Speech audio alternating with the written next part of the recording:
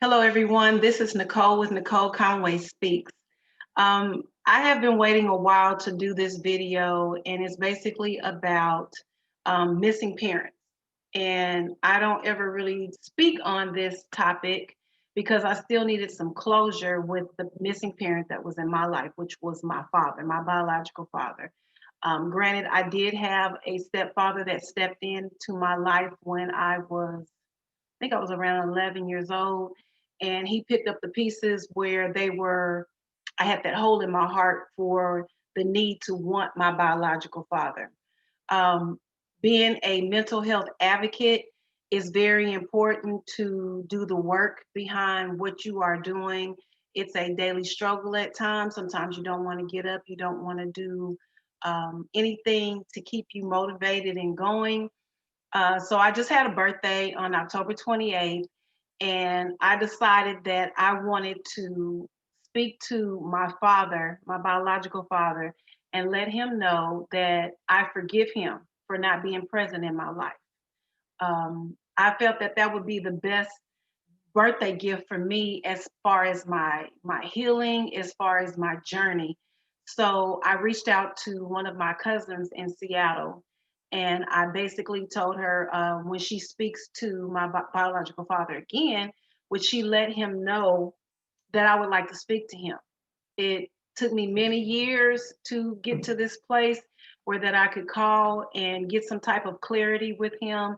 But I felt that this chapter of my life, I don't want to hold on to things that hold me down, tie me down, and keep me in a toxic space because we don't realize it, but it affects every part of our lives when we don't heal areas that we feel like it don't matter.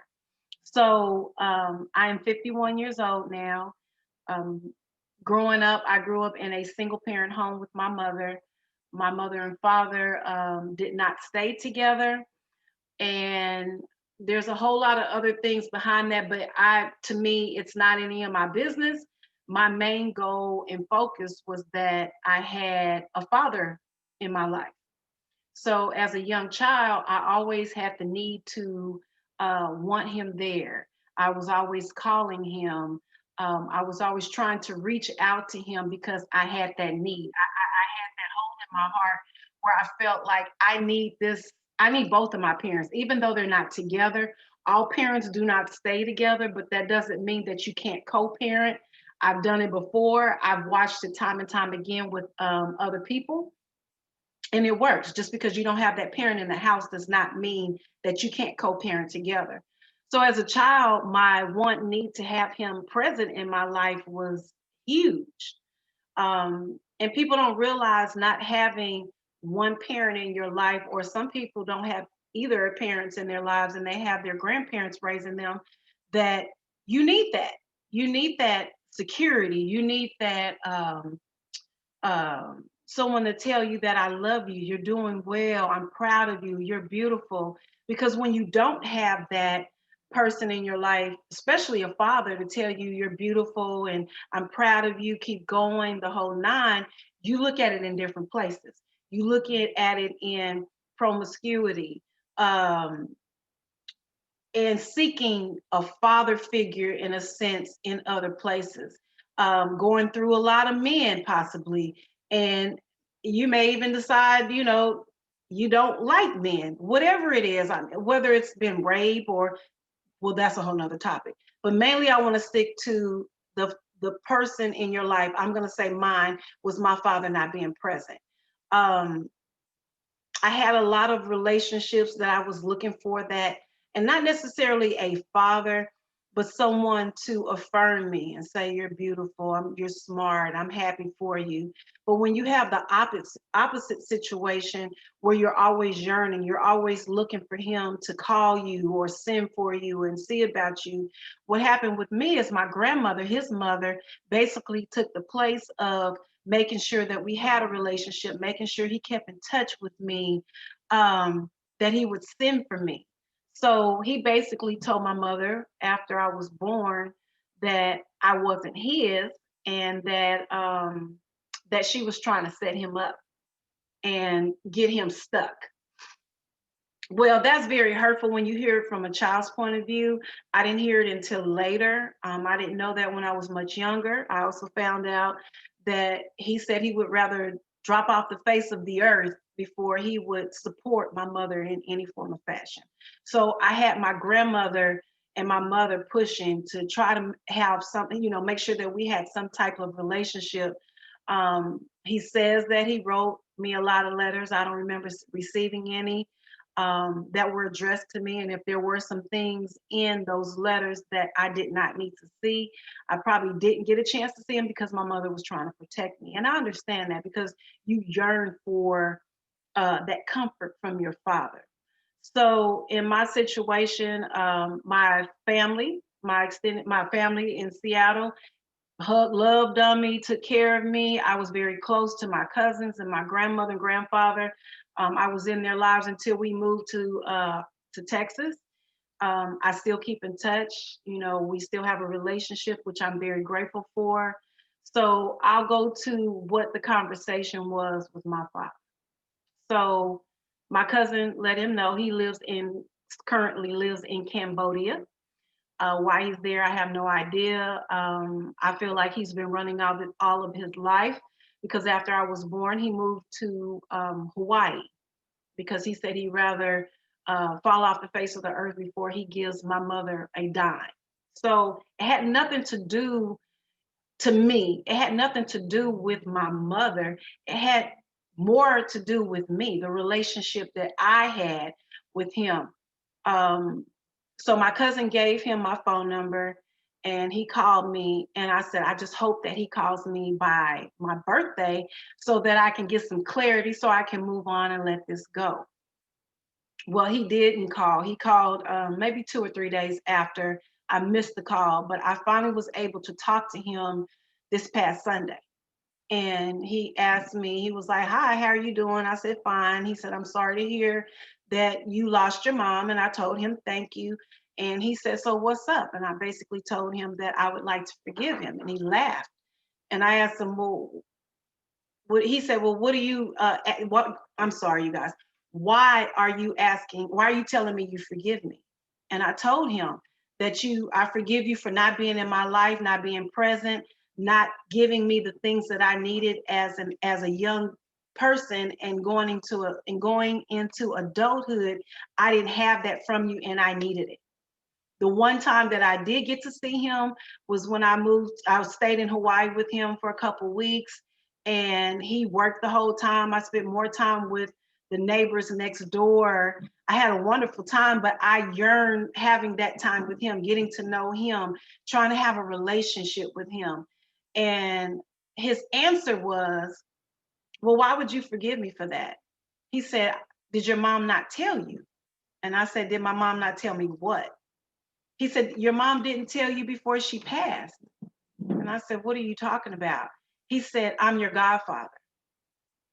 At that moment, my heart was broken because I couldn't understand why somebody that was not present in my life would actually tell me that he was my godfather instead of my biological father.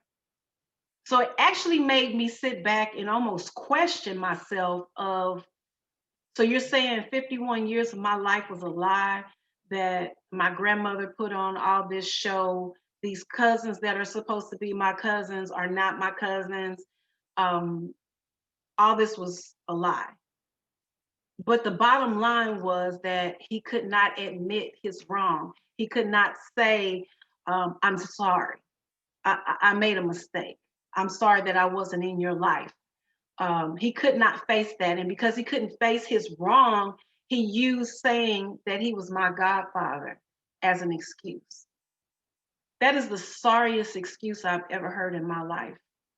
Now, I could have let that destroy me. I could have let that consume me and take all that in. And if I had not been in the place that I am in now in my life, it could have destroyed me. I could have gone back into a depressive state, possibly had another nervous breakdown. And for the record, I have had three between the ages of 20 and 30. I have healed from that. Do I still fight with depression? Absolutely. But I have not had another nervous breakdown since I was, I think, at least 30 years ago. I mean, 30 years old, so about 20 years ago. Do I forgive him? Absolutely. Have I released him? Absolutely. He came up with every excuse. He, tried to put my mother down to the point where, because she's not here, I can't call and say, well, mom, is this true? This or whatever. But I already knew in my heart what the truth was. But it was very hurtful for someone to tell you that you're their godfather. And I had to sit back after I got off the phone call and really think back on every conversation, every letter that I did hear about, every interaction I had with cousins over the years. Did he ever say, when he introduced me to my biological brother, this is your god brother? None of those things came up for me. And it's hard when a parent tells you something like that and you have to second guess or question yourself about, is it real or not? And then I talked to my family and they were like, why did you believe anything he said? I said I didn't, but for a little small second, a few seconds, I did. And it made me question. And I even thought about getting a DNA test with my niece that lives in Hawaii. And then I stopped and I said, why are you doing that? You don't have to do that. You already know the truth in your heart. And because he can't face his wrong, even after years, after his mother passed, my grandmother, which was about 15 years ago, I went to Seattle. And before I went, my mother said at that time, you need to make amends with your dad. You need to ask him, can you guys have some type of relationship so you can try to build something? So I went to Seattle and I saw him after the funeral and I asked him if I could speak with him and he told me yes. And I said, I would really like to have a relationship with you. Would you like one? He told me, no, I don't want a relationship. Well, I think I was in my 30s, that kind of hurt because I really wanted him to not only know who I was, but I also wanted him to know who his grandchildren were. And he didn't allow me that space. So there's times where, as the children of parents, that you want it so bad, but if they don't want it and you're still trying for years and years to try to make amends or try to have something that was never there to fill that hole that's in your heart. Because for very many years, I had a hole in my heart. And because he left, I went through abandonment issues. I went through feeling like every person that came in my life that was a male was going to leave me. I kept searching and searching in men thinking that, well, maybe he'll fill that void for me. But then when there was one in my life, I had the fear of him leaving. So you don't realize how much of an effect that your missing parent affects your entire life. I went through abandonment. I always felt that no one was going to stay, no one was going to love me enough because I didn't have that example. Now, when my mother married my stepdad, which I don't refer to him as my stepdad, but because I'm doing this video, I want people to understand.